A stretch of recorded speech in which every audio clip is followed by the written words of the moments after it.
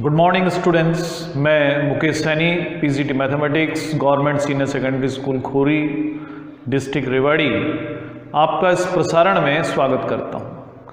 प्यारे बच्चों, कल हमने कंडीशनल प्रोबेबिलिटी के बारे में पढ़ा था और उसके बाद में कंडीशनल प्रोबेबिलिटी से जुड़ी हुई कुछ प्रॉब्लम्स भी सॉल्व की थी।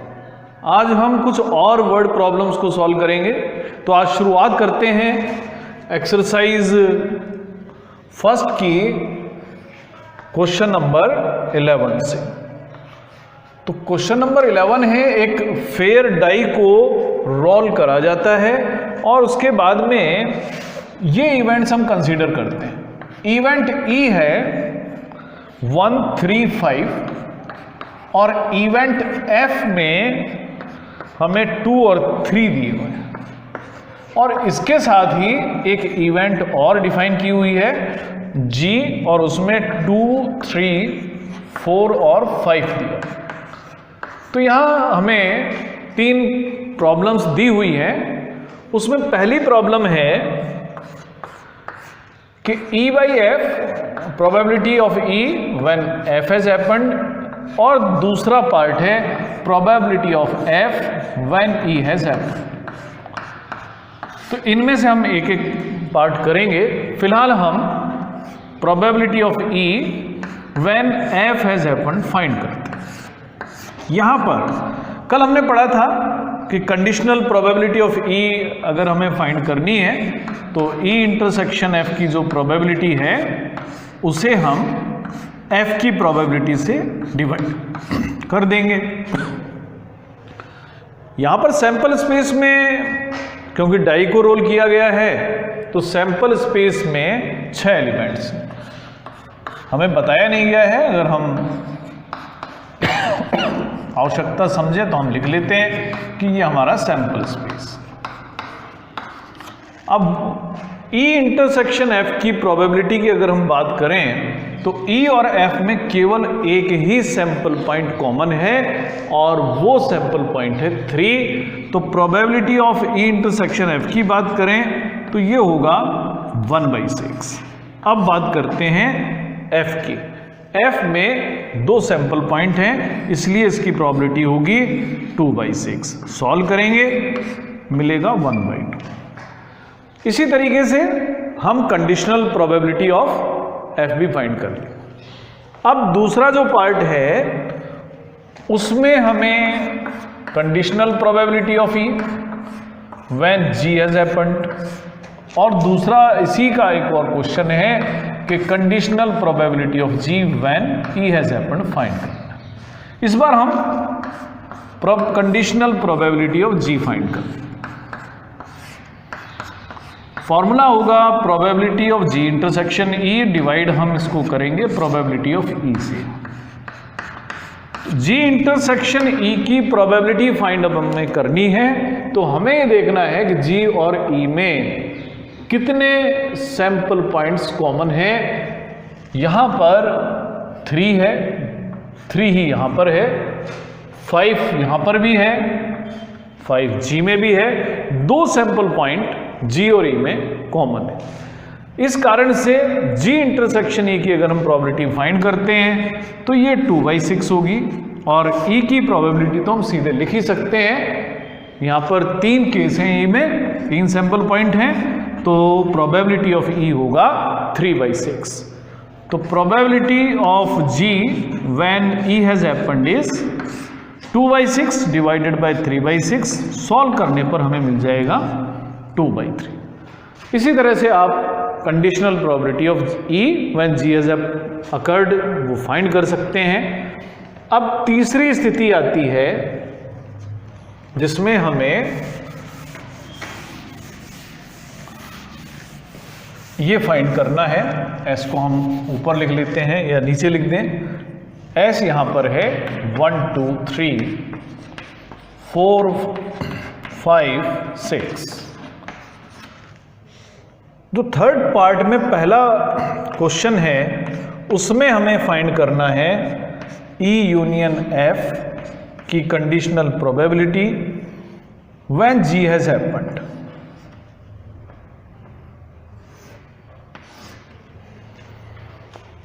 अब बात करते हैं इस इवेंट की, तो इसकी जो प्रोबेबिलिटी होगी वो होगी पहली इवेंट E यूनियन F और दूसरी इवेंट का इंटरसेक्शन जो भी आए उसकी प्रोबेबिलिटी, और उसको डिवाइड कर देंगे प्रोबेबिलिटी ऑफ G से। तो अब हमारा पहला काम ये होगा कि हम पहले E यूनियन F फाइंड करते हैं, जो ये हमारे पास इवेंट बनेगी उसका इंटरसेक्शन हम G के साथ लेंगे। तो यहां पर पहले हम E यूनियन F लेते हैं। तो यहां पर E यूनियन F की अगर हम बात करते हैं तो इस सेट में वो एलिमेंट लिए जाएंगे जो E या F कहीं पर भी हों। तो ऐसे हमें मिलेंगे 4 एलिमेंट्स 1, 2, 3 और 5। G हमारे पास मौजूद है 2, 3, 5, 2, 3, 4 और 5 के रूप में। अगर हम इनके इंटरसेक्शन की बात करते हैं, E यूनियन F का अगर मैं इंटरसेक्शन लेता हूं G के साथ में, तो इस सेट में जो एलिमेंट्स मिलेंगे हमें वो है 2, 3 और 5। 3 एलिमेंट्स ऐसे हैं जो इस सेट को बिलोंग करते हैं। तो इसलिए अगर मैं इसकी प्रोबेबिलिटी फाइंड करता हूं E union F intersection G की, तो ये प्रोबेबिलिटी होगी 3/6, जिसे हम 1/2 भी कह सकते हैं। प्रोबेबिलिटी ऑफ G तो क्लियर ही है, 4/6 है। इसलिए probability of E union F when G has occurred is, इस इक्वेशन में हम ये वैल्यूज पुट कर देते हैं। तो ये पहली वैल्यू थी 3/6 और दूसरी वैल्यू थी हमें जो मिली वो थी 4/6। सॉल्व करेंगे तो हमें मिलेगा 3/4। अब इसी में एक और पार्ट भी है। इस बार हमें जो अगला पार्ट है उसमें हमें E इंटरसेक्शन F की कंडीशनल प्रोबेबिलिटी उस समय फाइंड करनी है when G has already occurred. तो अब इसी के अनुरूप हम अपने फॉर्मूले में भी बदलाव करते हैं। हमारा प्रोबेबिलिटी का फॉर्मूला होगा probability of E intersection F intersection G, और इसे हम प्रोबेबिलिटी ऑफ G से डिवाइड करें। तो अब मुझे पहले E इंटरसेक्शन F फाइंड करना चाहिए। E इंटरसेक्शन F हम फाइंड करते हैं तो E इंटरसेक्शन F में वो एलिमेंट लेने हैं जो E और F दोनों में मौजूद हो। तो ऐसा हमारे पास एक ही एलिमेंट है और वो है 3। G में तो ये 4 एलिमेंट हैं ही, 2, 3, 4 और 5। तो E intersection F intersection G की अब हम बात करते हैं, यानी वो एलिमेंट जो E इंटरसेक्शन F में भी हो और G में भी हो। तो ये सिर्फ एक ही एलिमेंट हो सकता था और वो एलिमेंट है 3। तो E intersection F intersection G की प्रोबेबिलिटी की अगर बात करें तो क्योंकि यहां सिर्फ एक ही सैंपल पॉइंट है तो प्रोबेबिलिटी इसकी होगी 1/6। G की प्रोबेबिलिटी 4/6 है।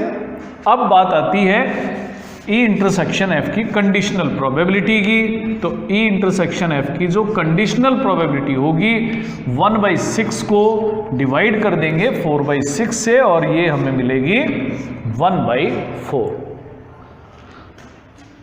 अब हम अगला क्वेश्चन लेते हैं जो क्वेश्चन नंबर 12 है।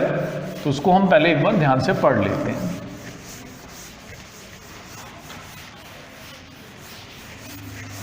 ट्वेल्थ क्वेश्चन है, assume that each born child is equally likely to be a boy or a girl. If a family has 2 children, what is conditional probability that both are girls given that youngest is girl? तो जो events हैं उन्हें हम note कर लेते हैं। Youngest child is a girl,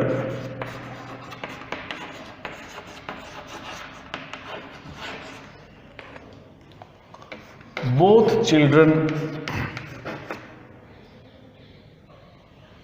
are girls,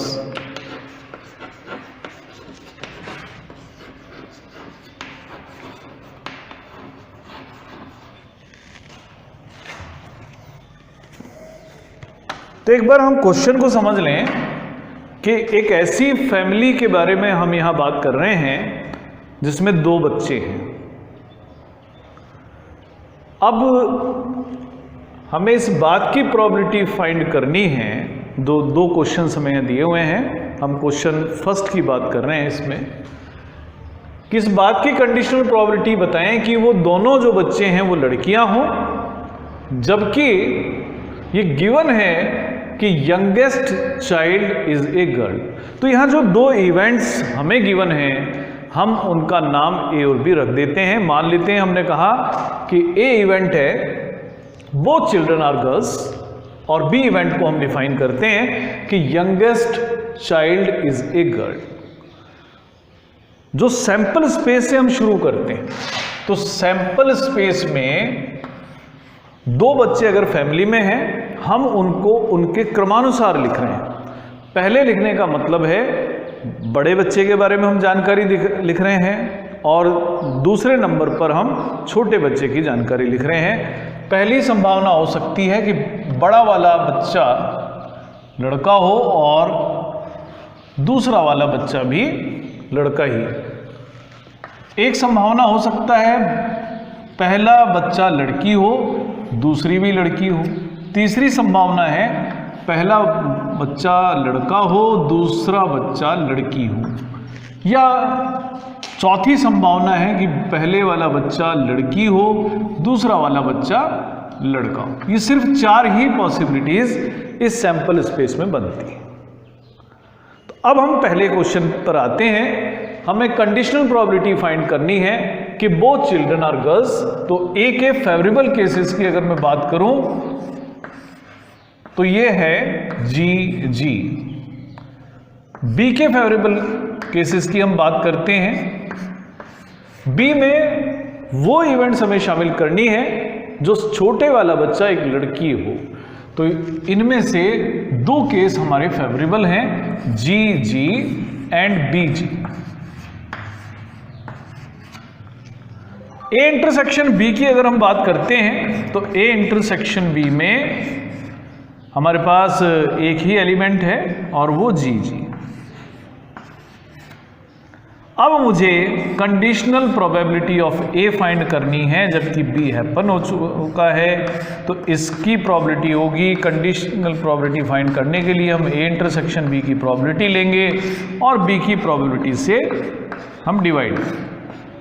A intersection B की जो प्रोबेबिलिटी है, यहाँ सिर्फ हमारे पास ए की सैंपल पॉइंट है और पूरे सैंपल स्पेस में 4 पॉइंट है, इसकी प्रोबेबिलिटी 1/4 है। और इवेंट बी की अगर हम प्रोबेबिलिटी की बात करें तो यहाँ 2 सैंपल पॉइंट हैं, जबकि पूरे सैंपल स्पेस में 4 पॉइंट हैं, यानी इसकी प्रोबेबिलिटी 1/4। सॉल्व करने पर हमें मिलेगा 1/2। तो ये तो अब अगला क्वेश्चन हम ले रहे हैं। ये जो अगला क्वेश्चन है ये क्वेश्चन नंबर 13 है। तो जो ये अगला क्वेश्चन है हमारा, इस क्वेश्चन में हमें बताया गया है कि किसी इंस्ट्रक्टर के पास में एक क्वेश्चन बैंक है और उसमें 2 प्रकार के क्वेश्चंस दिए हुए हैं।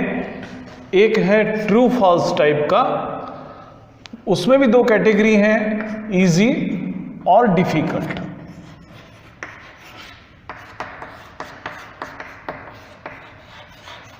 तो जो इजी क्वेश्चंस की संख्या है उस क्वेश्चन बैंक में, जो ट्रू फॉल्स टाइप है वो 300 है और डिफिकल्ट क्वेश्चंस की संख्या 200 है।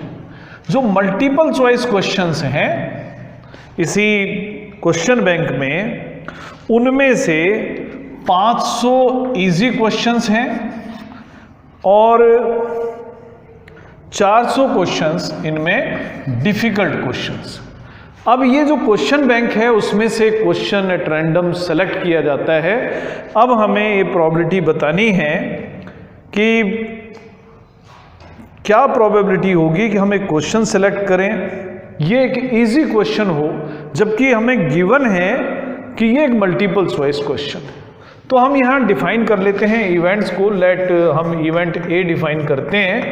इवेंट ए को हम ले लेते हैं कि सेलेक्टेड क्वेश्चन, जो हमने क्वेश्चन सेलेक्ट किया है,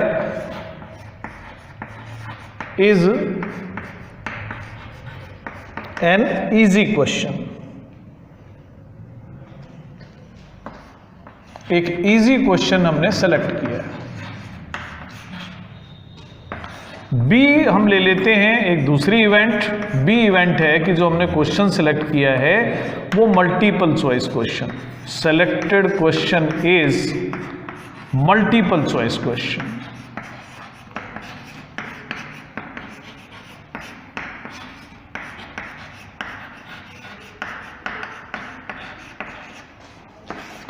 तो ए इंटरसेक्शन बी हम बता सकते हैं कि जो इंटरसेक्शन बी होगा वो क्या होगा। यहाँ पर ए इंटरसेक्शन बी होगा कि जो क्वेश्चन हमने सेलेक्ट किया है वो इजी भी हो और मल्टीपल चॉइस क्वेश्चन भी हो।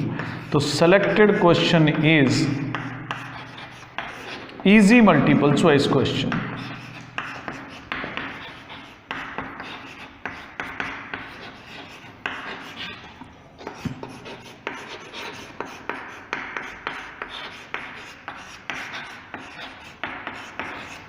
अब यहाँ पढ़ते हैं हम कि हमें आखिर यहाँ इस क्वेश्चन में कौन सी प्रोबेबिलिटी फाइंड करनी है। Conditional probability of A find करनी है या बी फाइंड करनी है। तो आप क्वेश्चन जब पढ़ेंगे तो आपको लिखा हुआ मिलेगा कि what is the probability that it is an easy question.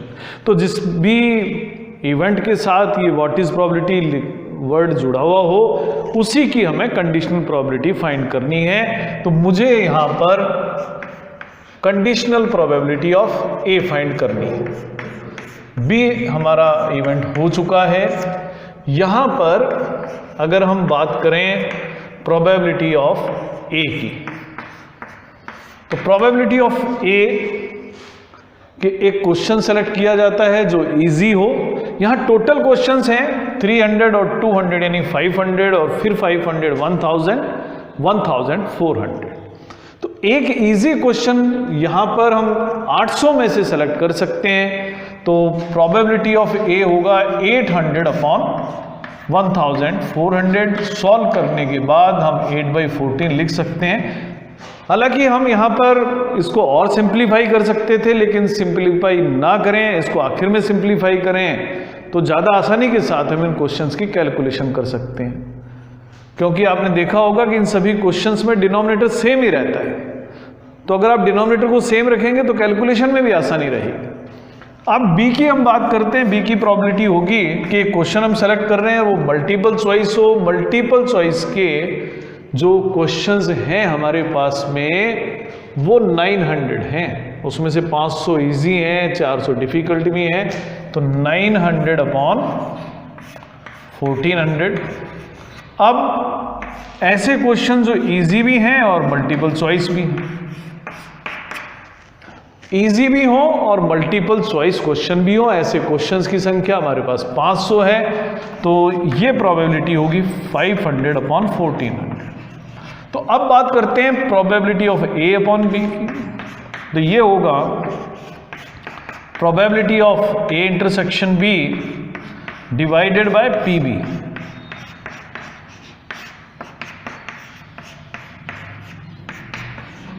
A intersection B की प्रोबेबिलिटी हमने देखा, सिंप्लीफिकेशन के बाद 5/14 लिख सकते हैं।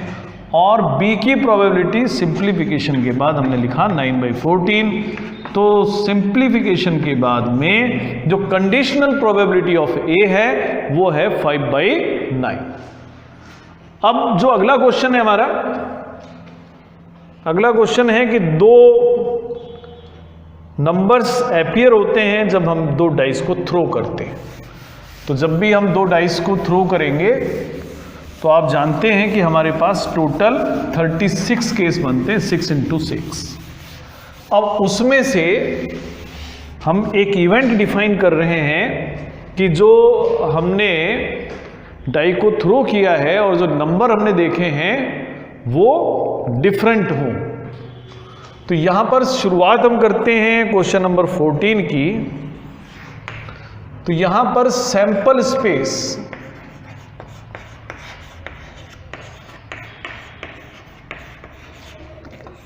जो है वो 6 × 6 यानी 36 केस कंटेन करता है, कंटेन्स 6 × 6 यानी 36 आउटकम्स। इस क्वेश्चन के बेसिस पर हम दो इवेंट को ऐसे डिफाइन कर दें। पहली इवेंट हम मानते हैं, जिसे हम ए से डिफाइन कर रहे हैं, कि जो नंबर अपीयर होते हैं डाइस पर, 2 numbers on dice are different. जो नंबर अपीयर हो रहे हैं डाइस पर वो दोनों अलग अलग हों, यानी जो पहली डाइस पर नंबर हो वो दूसरी डाई पर अपीयर नहीं होना चाहिए। दूसरी एक और इवेंट हम डिफाइन कर रहे हैं, इसका नाम हम रख रहे हैं बी, और इसका मीनिंग हमने रखा है कि सम ऑफ नंबर्स इज 4। कि जो नंबर्स आ रहे हैं उनका सम 4 है, और ए इंटरसेक्शन बी का मतलब है sum is 4 but numbers are different. Numbers का सम तो 4 हो लेकिन नंबर्स अलग अलग होने चाहिए। पहले हम ए के फेवरेबल केस लिखते हैं।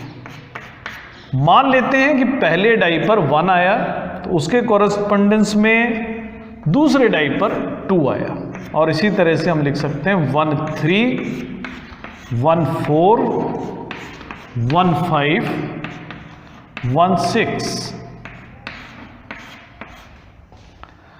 हो सकता है पहले डाई पर 2 आया हो, उसके कॉरेस्पॉन्डेंस में दूसरे पर 1 आ सकता है, या 3 आ सकता है, 4 5 या 6 इसके साथ भी बन सकते हैं। ऐसे 3 आने पर हो सकता है दूसरे डाई पर 1 या 2 या 4 या 5 या 6 आ सकता है। हो सकता है पहले डाई पर 4 आ जाए तो 4 1 4 2 4 3 4 5 और 4 6 ये केस बन सकता है। अगले केस हो सकते हैं 5 1 5 2 5 3 5 4 या 5 6, और ये भी चांस है कि पहले डाई पर 6 आए, दूसरे पर 1, तो 6 1 6 2 6 3 6 4 और 6 5।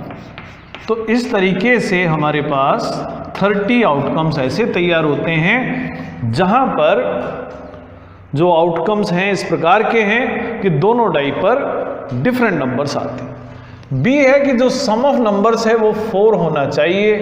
तो ऐसा 3 स्थितियों में हो सकता है, 1 3 2 2 या 3 1। अब बात करें ए इंटरसेक्शन बी की, तो उसमें केवल 1 3 और 3 1 ही लिए जा सकते हैं, क्योंकि 2 2 वाला केस तो ए में भी नहीं है। अब हमें फाइंड क्या करना है? फाइंड करना है कि what is the probability that sum of numbers on the dice is 4।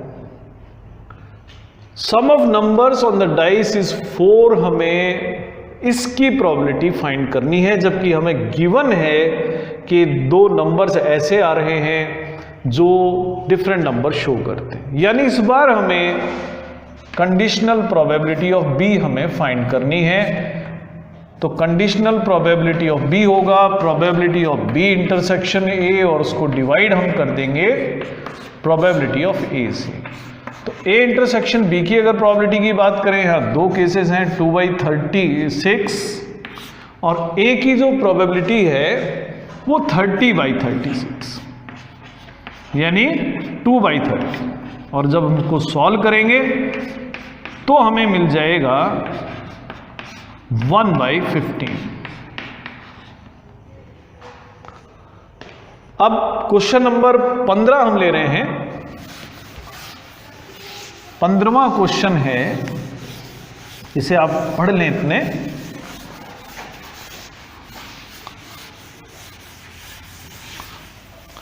एक तो आप जब भी प्रोबेबिलिटी को आप पढ़ने बैठें तो अपनी बुक जरूर साथ रखें, जिससे कि आपको क्वेश्चन का स्टेटमेंट अच्छी तरह से मालूम हो सके। क्योंकि प्रोबेबिलिटी एक ऐसा टॉपिक है, अगर आपने एक वर्ड भी कम या ज़्यादा पढ़ लिया तो उसका मतलब बदल जाता है, उसके आंसर बदल जाते हैं, इसलिए आप बुक ज़रूर साथ रखें। 15वां क्वेश्चन है, consider the experiment of throwing a die. हम एक डाई को थ्रो कर रहे हैं। अगर उस डाई पर मल्टीपल ऑफ 3 आता है तो डाई को दोबारा थ्रो करना है, और 3 का मल्टीपल नहीं आता है तो उस केस में हमें एक कॉइन को टॉस करना है। तो अब कंडीशनल प्रोबेबिलिटी बतानी है इस इवेंट की कि coin shows a tail given that at least 1 die shows a 3। तो पहले मैं इवेंट को डिफाइन कर दूं। इवेंट ए को मैं मान लेता हूं, पहली इवेंट को। तो पहली इवेंट को हम कहते हैं कॉइन शोज अ टेल। जो कॉइन है उस पर एक टेल आता है, और दूसरी इवेंट है at least 1 coin, at least 1 die shows 3, कि कम से कम एक डाई पर तो 3 आएगा। और कंडीशनल प्रोबेबिलिटी हमें यहां फाइंड करनी है कि कॉइन शोज ए टेल। तो यहां फाइंड हमें करना है कंडीशनल प्रोबेबिलिटी ऑफ ए। सबसे पहले तो हम इस क्वेश्चन का सैंपल स्पेस लिखें, क्योंकि सैंपल स्पेस थोड़ा अलग प्रकार का है यहां पर। तो सैंपल स्पेस हम लिखते हैं कि अगर 3 या 3 का मल्टीपल आ जाता है डाई पर, मान लेते हैं 3 पहले डाई पर आता है तो हमें दोबारा डाई को थ्रो करना है, तो ऐसे मेरे पास 6 केस बनेगा। 3-1, 3-2, 3-3, 3-4, 3-5 और 3-6। अगर आता है 6 तो ऐसी स्थिति में 6-1, 6-2, 6-3, 6-4, 6-5 और 6-6 ये और केस बनेंगे। लेकिन ऐसा भी हो सकता है कि जब मैं डाई को थ्रो करूं तो उस समय 3 भी नहीं आए, 6 भी नहीं आए। तो ऐसी स्थिति में डाई को थ्रो करने के बाद हमें कॉइन को टॉस करना है। मान लेते हैं हमने कॉइन थ्रो करा, पहले डाई थ्रो करा, हमें 1 आया। 1 के बाद में एक कॉइन को हमने थ्रो कर, तो हो सकता है वहां पर हेड आ जाए, या 1 के बाद हो सकता है टॉस करने पर टेल आ जाए।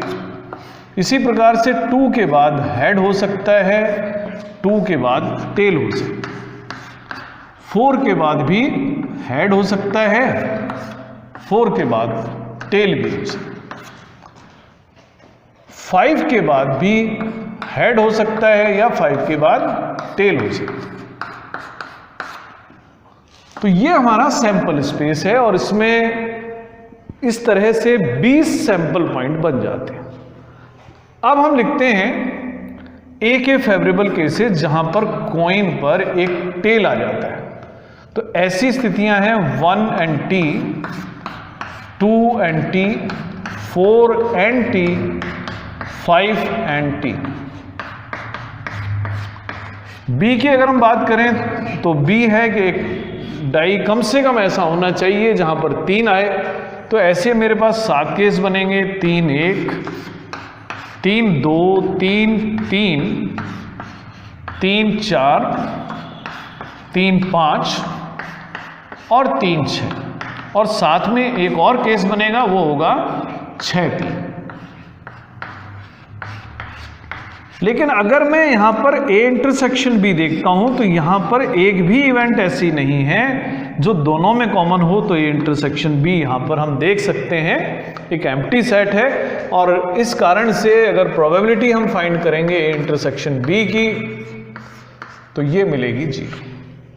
अब मुझे यहाँ पर कंडीशनल प्रोबेबिलिटी ऑफ A चाहिए थी, और ये होगी A इंटरसेक्शन B की प्रोबेबिलिटी को हम डिवाइड करेंगे PB से, लेकिन क्योंकि A इंटरसेक्शन B की जो प्रोबेबिलिटी है वो 0 है, अब B की प्रोबेबिलिटी चाहे जो हो 0 divided by any number is 0, तो conditional probability of A will be 0 here. तो ये तो थे हमारे डेस्क्रिप्टिव क्वेश्चंस, और इसके अलावा 2 मल्टीपल चॉइस क्वेश्चंस भी हमारे पास हैं। फिलहाल 16th क्वेश्चन हम पढ़ते हैं। तो 16th क्वेश्चन में हमें बताया गया है कि प्रोबेबिलिटी ऑफ A 1/2 है, लेकिन प्रोबेबिलिटी ऑफ B 0 है। कंडीशनल प्रोबेबिलिटी ऑफ A हमें बतानी। आप कंडीशनल प्रोबेबिलिटी का फॉर्मूला लिखेंगे, A इंटरसेक्शन B को डिवाइड करेंगे PB से, लेकिन PB तो 0 है, और जब 0 से किसी भी नंबर को डिवाइड करेंगे तो ये डिफाइन नहीं होगा। और वैसे भी हमने बताया था कि ये कंडीशनल प्रोबेबिलिटी की डेफिनेशन तब तक ही वैलिड है जब तक कि PB की वैल्यू 0 ना हो। तो यानी हम कह सकते हैं कि यहाँ पर जो कंडीशनल प्रोबेबिलिटी ऑफ A होगी वो डिफाइन नहीं होगी। अब जो अंतिम क्वेश्चन है इस एक्सरसाइज का वो है कि अगर 2 इवेंट हैं किसी एक्सपेरिमेंट से रिलेटेड और ऐसी हैं कि कंडीशनल प्रोबेबिलिटी दोनों की बराबर है, तो किस सिचुएशन में बराबर होंगी वो हमें बताना है। इसका मीनिंग होगा A इंटरसेक्शन B की प्रोबेबिलिटी को PB से डिवाइड करेंगे, और यहाँ B इंटरसेक्शन A को PA से डिवाइड। दोनों न्यूमरेटर सेम हैं तो डिनोमिनेटर भी सेम होने चाहिए, यानी PA और PB भी सेम हो, यही हम चाहते थे। और ये ऑप्शन D ऑप्शन है जिसमें हम बता सकते हैं कि 2 इवेंट्स अगर एक ही एक्सपेरिमेंट से रिलेटेड हैं तो उनकी कंडीशनल प्रोबेबिलिटी तभी सेम होंगी जब दोनों इवेंट्स की प्रोबेबिलिटीज भी सेम होंगी। तो आज हमने ये एक्सरसाइज, जो पहली एक्सरसाइज थी, हमने कंप्लीट कर ली है। अगली एक्सरसाइज के साथ हम फिर मिलेंगे। आज के लिए इतना ही, धन्यवाद।